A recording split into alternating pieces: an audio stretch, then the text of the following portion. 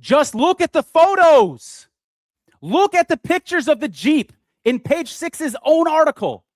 And in that same article, they claim Dianna Russini was lifted by a tall man on top of the Jeep.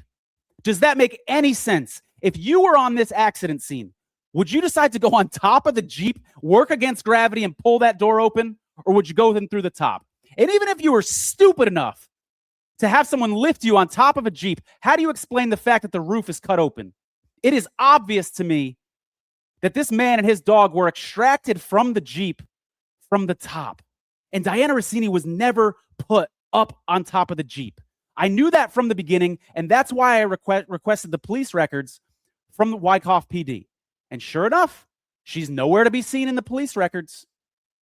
That's why I called page 6 and spoke with this guy, who has a long history of tabloid journalism, by the way.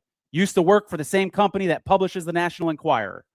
And I told him, I'm publishing a story Friday that contradicts what you have to say. He wouldn't talk to me on the record. He sent me to their PR people. And 4 hours later, all of a sudden, the story changes.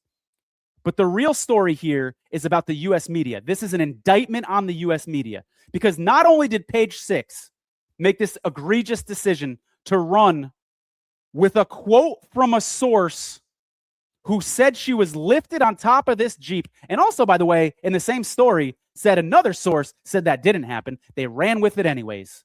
They got the sensational headline. And then guess what happened? Dozens of U.S. media outlets have the same quote. Here's one from Yahoo. She ran out and had a tall man put her on top of the Jeep to open the door. And she and the other guy pulled the driver and his dog out of the Jeep. Fox News, New York Post, Outkick, The Guardian, TMZ, People Magazine, Awful Announcing, AOL, US Magazine, The Spun. They all run with the same story, this same Dianna Russini story, where she's a hero. Nobody questions it. Some of them took the photos and ran the photos again in their new story. This is unbelievable. This is no longer a sports story, guys. Today, this becomes a national news story.